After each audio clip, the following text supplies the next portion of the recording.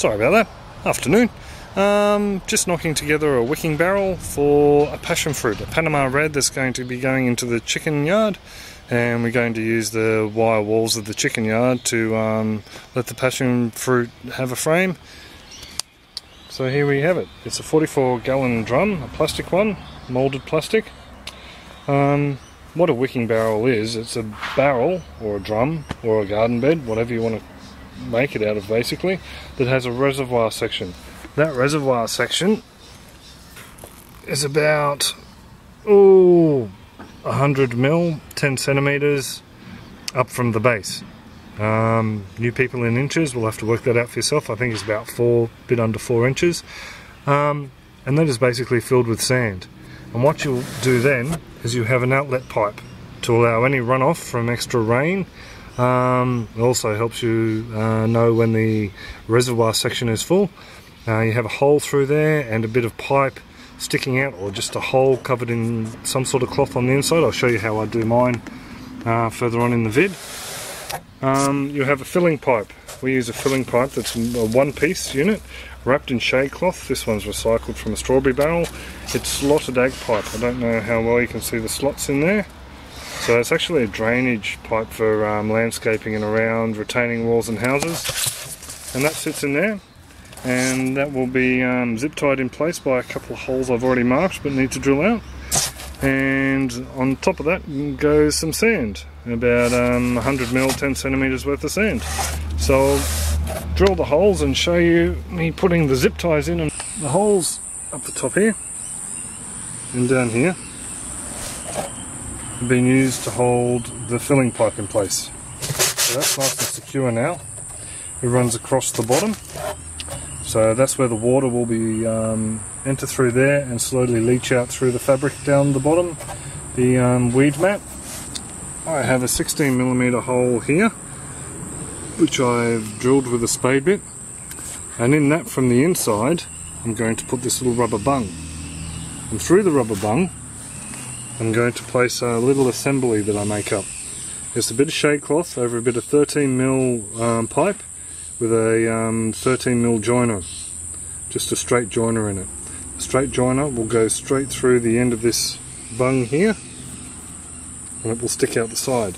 Another thing I've done here is I've drilled 2 sets of holes, one on either side, for rope handles. So I'll stick them in and put the bung in place, which, by the way, goes through the inside. You should be able to find these in a rubber supplier. I don't know if Clark's Rubber here in Australia supply them. I got them from a local place called Jackson's Foam and Vinyl. I'll just show you what they do. It goes in like that. And then the barb here pushes against the rubber and makes a watertight seal. Rightio, I've put the barb through, and that's a little bit of the bung you can see that's come through with it. The handles are in place, just a bit of 13mm pipe with some old Telstra rope, knots in the other end, and there's the pipe assembly in the inside. So I'll take this down now and set it up using my trusty level. Bricks have been laid. There was already some bricks there that were very level. Just to show you, I don't know how well it's going to focus in on that, but it is fairly level enough for my liking. The sand's been put in above the pipe and level. It's sitting at a height of about 35 centimeters above. The lip is sitting at a level about 35 centimeters above the top of the sand. So that's more than enough distance for the soil. I always like to plant my pots a little bit higher, probably about another 3-4 inches. 10 centimeters or so, but I'll show you that in the end. The next thing I like to do is put in a layer of mulch. Sugarcane mulch is my preferred one. Takes a little bit longer to break down. The reason I like to do this is I've heard it aids in the wicking process, but I'm not too worried about that, to tell you the truth. I like to put it here because it forms a layer between the soil and the sand. So if I have to pull this barrel apart for whatever reason, it creates a nice sort of sandwiched layer. So once I get to the compressed cane mulch.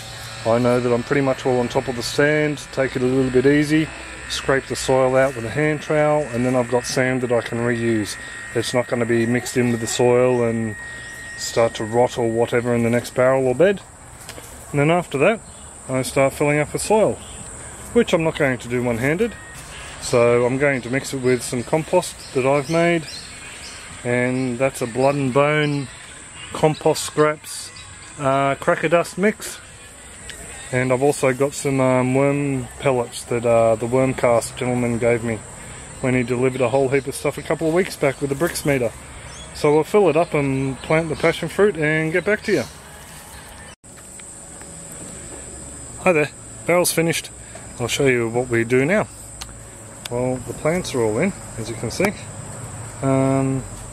Chickens are happy.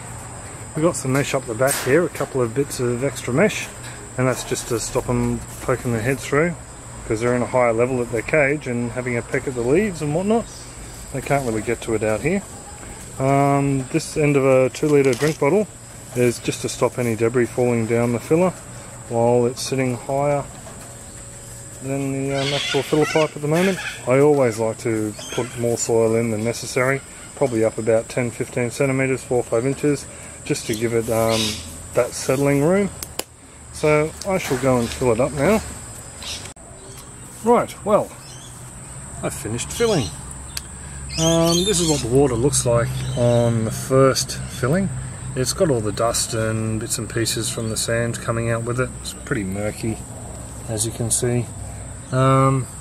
Just to show you as well, these holes here that hold the bottom of the slotted ag pipe in place, they actually act as extra drainage as well. So with the hose filling up so fast, it lets a lot of water come into a confined space. So these guys tend to overflow a little bit before these guys here, the drainage ports, actually run. So that's pretty much all at level now. I haven't given them a top watering yet. When I did plant them though, I planted them on top of probably 2 handfuls each of worm castings.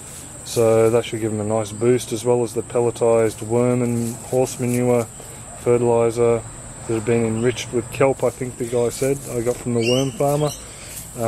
Probably about 20 litres of our compost. So yeah, they should be well fed and pick up their colour. They're a little bit yellow at the moment. So I'll give them a watering now, and I'll give you an update in the next walk around in a week or so. Sweet. Well, you have a great one. I'm off for a drink and dinner. See ya.